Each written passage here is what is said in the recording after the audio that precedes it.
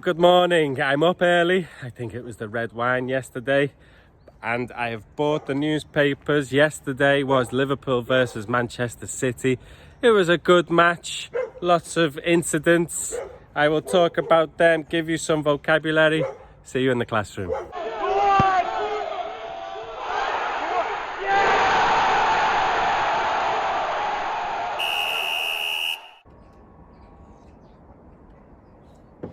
Hello. So today is the day after Liverpool versus Manchester City. So I have picked out some vocabulary from the newspapers. The back pages are all about the spitting incident. So this is unfortunate. Spit and stardust. Stardust is the amazing goal by Mo Salah.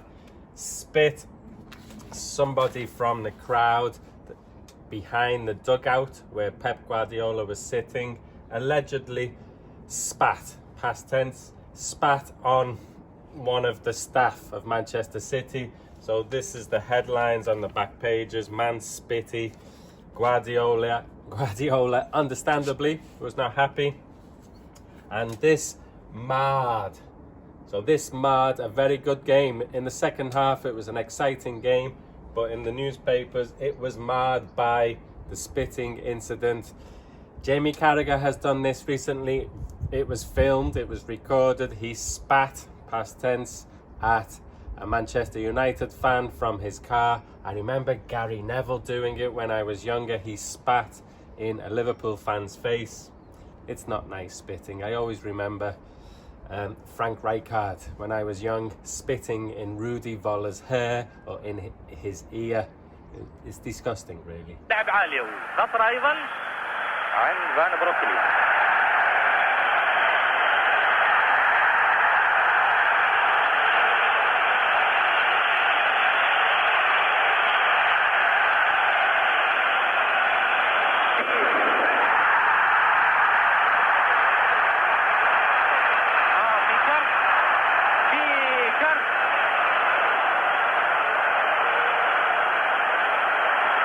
في كرت أحمر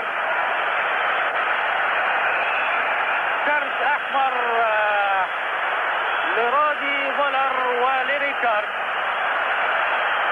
So Guardiola is fuming. When you're very angry, you're fuming. You don't say the j, or the g. Sorry, not j, the g at the end of words in English. So he was fuming because of the incident with Milner. Milner should have got probably a second yellow. But I have one thing to say about this. For Liverpool's first goal, Salah skipped past Cancelo. Cancelo was on a yellow. And Cancelo did the same thing what Milner did. He dangled his leg. He tried to trip up Salah, but Salah jumped over it and set up the goal. But I think if Salah had dived like Silva, it was a foul, I know, but it was a big dive. If Salah had done the same as Silva, I don't think the referee would have given a second yellow to Cancelo. I just think the referee, similar to Milner, would have given him one more chance. So, yeah, it probably was a second yellow, but it wasn't. And Guardiola was fuming. But what a goal by Mo Salah. Unbelievable goal. I'm disappointed it didn't win the match, but it was a good match and probably a fair result. Okay, a silly booking. This is in the newspapers for something else, but a silly booking. A booking means a yellow card in British English. So he got a booking, which means he got a yellow card because the referee writes his name in the book, we say. A silly booking is maybe if you take off your shirt after celebrating or kick the ball away or time wasting. This is a silly booking, is a collocation. Brentford won, so Frank is loving it. So usually in British English, love is a stative verb. You cannot have the progressive form. I'm loving it.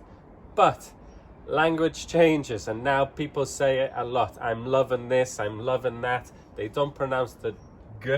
I'm loving it. It's a McDonald's advert, a TV commercial. I'm loving it, I think. So yeah. Also with Brentford, their nickname is the Bees.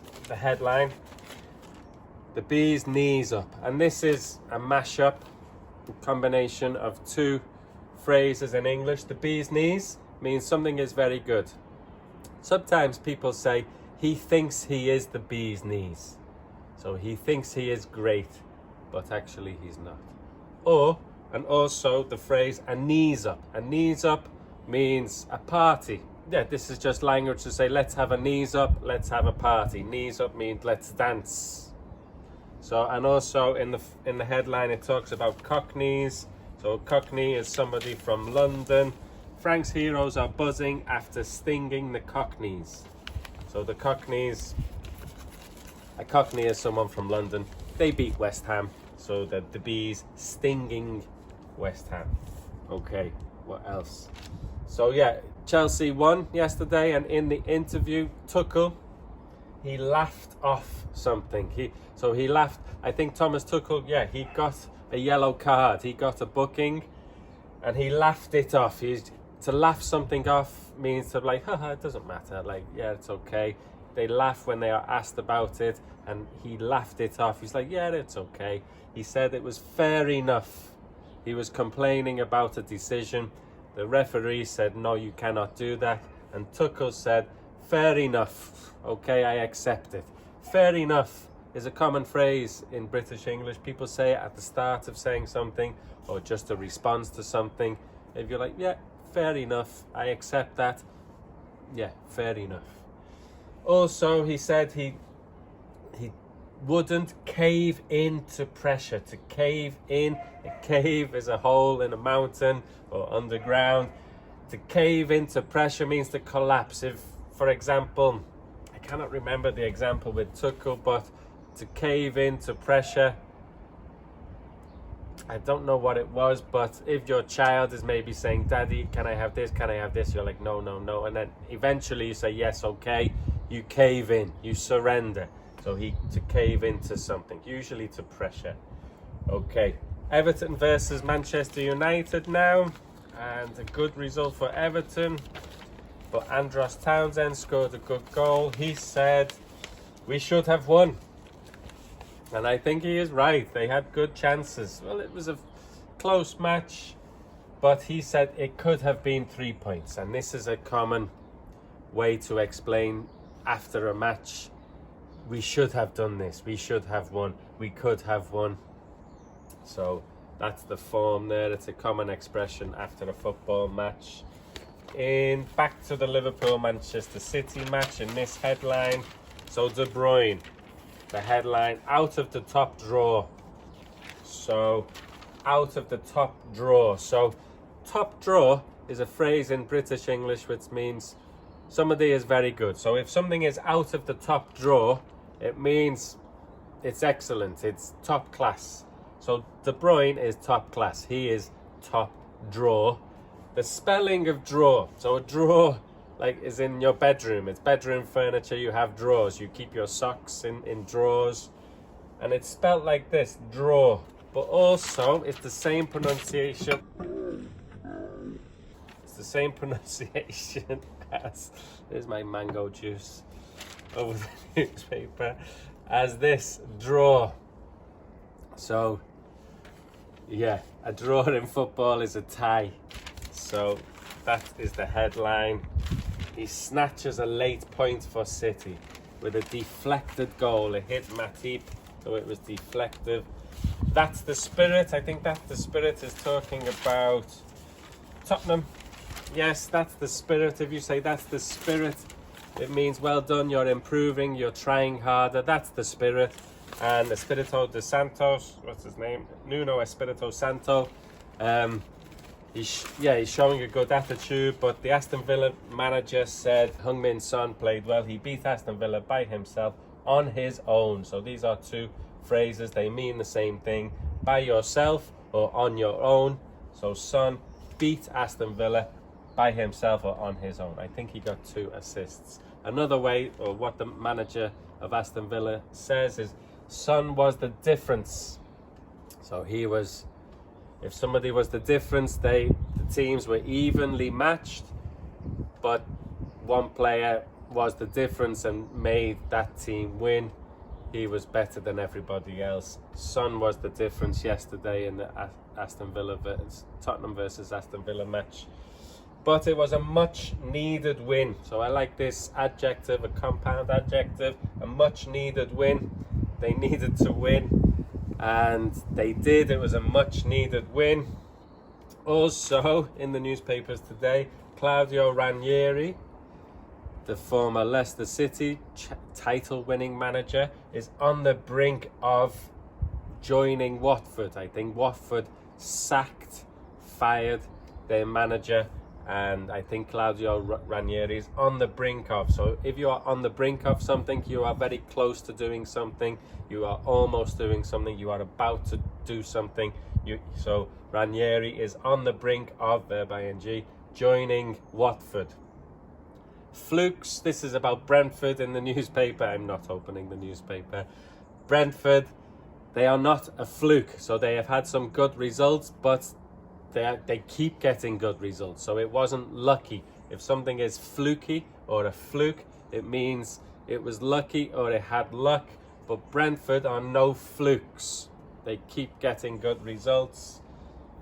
A nervy win is another way to describe a win. I don't know what this is about. Maybe for Leeds, maybe because Leeds won for the first time. A nervous win. Maybe it was a close match near the end, and so it was a nervy win. And this is used a lot in football, to grind out something. Grind is like with stones, with seeds maybe. You grind something with a stone.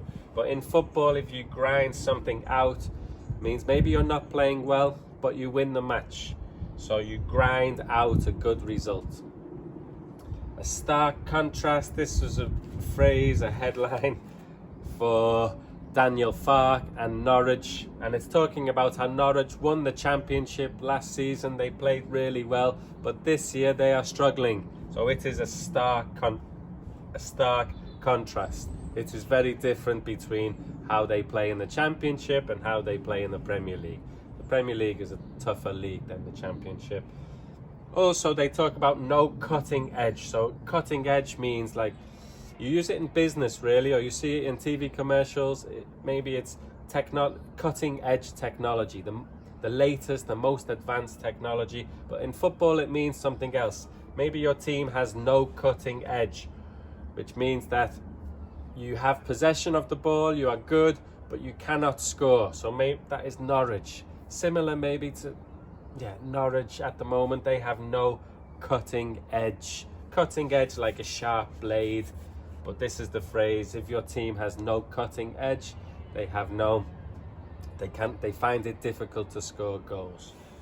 One more thing again about Manchester United. I think it's in this paper. I will try to find it. Yes, mutiny is in the air. So Fernandes was not happy. The headline here: out-coached again by rival boss. So, and with one clean sheet. So yeah, they keep conceding goals in 18 matches. Only one clean sheet in 18 matches. Ole is really feeling the heat from a visibly frustrated Ronaldo. He was substitute. Toxic abuse from the fans. Even one of his star players, Bruno, admitted, we cannot do this anymore. They keep dropping points, Manchester United. But out-coached, I think this is used a lot in football, this prefix of out. So maybe Ole was out-coached by Benitez. So if somebody does something better than you, maybe you can say out-coached or outplayed. If a team plays better than you, they outplayed us, we were outplayed. Maybe you were outrun, maybe you were outscored, out-defended. So this prefix of out is used a lot in football when saying somebody else did something better than you. Okay, what a disaster with the newspaper. I cannot read the rest of the newspaper. It's a picture of the Prime Minister going running. Look at that. Prime Minister going running in a shirt. What an idiot.